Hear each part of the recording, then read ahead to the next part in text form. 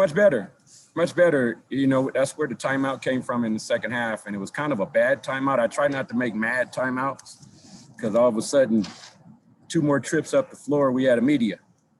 But if you came down and saw in the second half, we had 2 or 3 silly turnovers right in a row, and I wanted to call timeout and remind us that we're not going to beat ourselves. Air Force is going to have to beat us. We're not going to give them the ball. We'll go to Robert. Just wondering if you spent some extra time with Orlando the past or between games and had any talks with him about things you needed to get him going with. We're talking a lot, Rob. I mean, to all the guys, when you're on the road for this long, I mean, you're meeting in the hotel individually. We're watching film together. You know, we had a pretty good practice yesterday. And, you know, tell you the truth, you know, a lot of the talks are mentality-wise, you know, and starting with your mentality, but some of it was also film work to try to understand where you can get the ball in a matchup zone, what you can do better, reading off your teammates. So we're still teaching. And I thought he responded well tonight. We'll go to Jackson. Yeah, Coach, we didn't see a lot of Braxton on Thursday. Just what went into his role today and what'd you like about how he responded? I wanted to play Braxton more on Thursday. You know, sometimes it's a little difficult to play 2 bigs against the Air Force defense. Now, offensively, we can kill them on the boards at times. So it's kind of a gamble either way. But we worked another day with him on what to do down there and who he was guarding and how he's supposed to help. And he gave us some great minutes tonight. We'll go to Robert.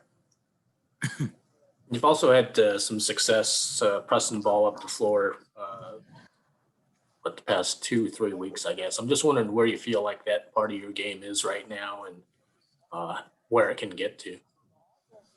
It's at the infant stages, you know, is exactly what you said, Rob. We're getting up the floor. We're still learning how to rotate and how to trap, and if not to trap, and to be in the right spots. I thought we wore down a little bit tonight. You know, I don't think our pressure in the first half was great. The second half, we weren't quite as good. If you have a question for Coach Hutt, please type question in the chat. We'll go to Paul. Coach, he wasn't one of your 4 guys in double digits today, but Anthony Holland, how crucial was he to your victory today? And what would you have to say about the things he showed us that he doesn't always show us, like attacking the basket a little bit on cuts and even a dribble drive, and showing us that mid-range pull-up jumper as well? You know, there's a such thing as a sophomore slump. I've been around a lot of sophomores who, when they were juniors and seniors, you would not even remember what they did as a sophomore. And you're saying, wow, he's aggressive. Wow, he makes the right play. And I told Anthony about 2 weeks ago, I'm not going to say one word to you on offense. You know how to play offense. I said, I'll help you, but you need to decide when to be aggressive, when not. Decide to move it. We'll teach you where to be, but you need to be more aggressive, and I'm not going to make you do it. You need to decide, and he's really been good since then. And then how about Leo tonight, his minutes that he came in as a freshman on the road, stealing the ball in the backcourt, making great moves, throwing lob, you know, hoping he's going to continue to get better also. Again, if you have a question for Coach Hutt, please type question in the chat. Bree. Can you just talk, obviously Thursday night was more of your guards kind of scoring Ballard, and then obviously you spoke on Mia and Robinson, your 2 bigs kind of going off tonight. Can you kind of just talk on the ability to kind of have that trade-off there within a series like this? We worked a little bit more on how to get the ball inside yesterday at practice. It was a little bit more of a review and able to watch the film and say, here's where we can attack them. And our guards did a good job of getting it to him inside, and our bigs did a good job of finishing, you know, and a credit to Junior of he still affected winning, you know, with the threes that he made in the first game and the way he shot the ball. They gave him a little bit more of attention, and in their zone, he wasn't open tonight.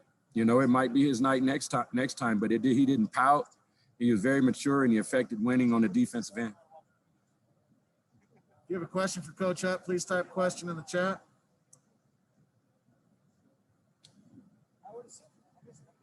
Go back to Paul. Coach, you've got some momentum. 4 out of the last 5 are W's. You just got a road sweep, and now you face the Aztecs. And we know your history with that program. We know how intense your battles with the Aztecs have been.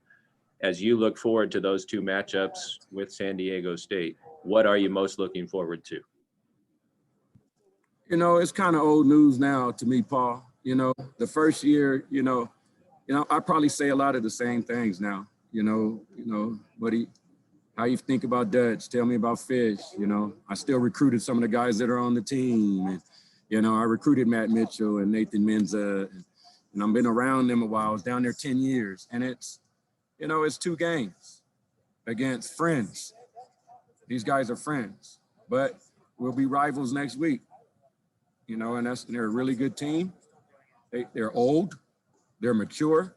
Their sum, once again, is better than their parts. So that says a lot about who they recruited, and it says a lot about how they're coaching them.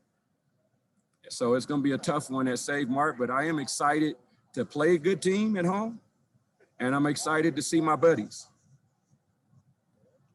We'll go to Robert. Mentioned mentality with Orlando. I'm just wondering if you see that kind of like wane in parts of games or even game to game, and how you get a little bit more consistency in that aspect from him. Well, I think he's always out there playing hard to win, which is the best mentality.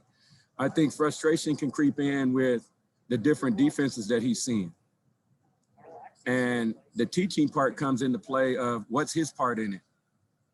Because, he's like a wide receiver, and I told him the other day, Tyreek Hill was double teamed in the Super Bowl. Affect winning. Do something to affect winning. What can you do better? Here, you were open during these few times. Okay, stay on the weak side here. Rebound the ball. Take advantage of your opportunities, because he's only a sophomore. He's very young, and he's getting double teamed one time, not double teamed the next time. One time he's open, our guards can't get it to him. One time they do get it to him, and he fumbles it. So he knows he's good. He knows he wants to find the open man. He's all about the team that never wavers.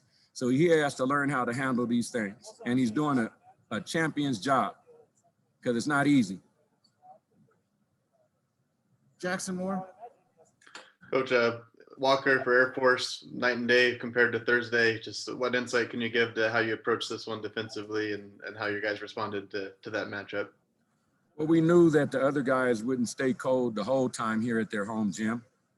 And we knew that they create open shots with that Princeton offense at time. And our inexperience, we're not great at guarding it in the half court. That's why we wanted to pressure so much. But we did make a huge emphasis the last 2 days on AJ Walker. And we showed a lot on film. And, that's how it's gone for us in every one of these matchups. If you look at it, the game plan has really been the same in both matchups when we were Wyoming, San Jose. But usually we did a better job the second game defensively, because it was like, hey, I told you so. Here we go. So are we going to do a better job this time? Okay, got you, coach. It's like we got to put our hand on the fire a little bit to understand that these guys are pretty good. Any other questions for Coach Hutt? Well, thanks, everybody. Travel-wise, we're going to have to pause here. Thank you.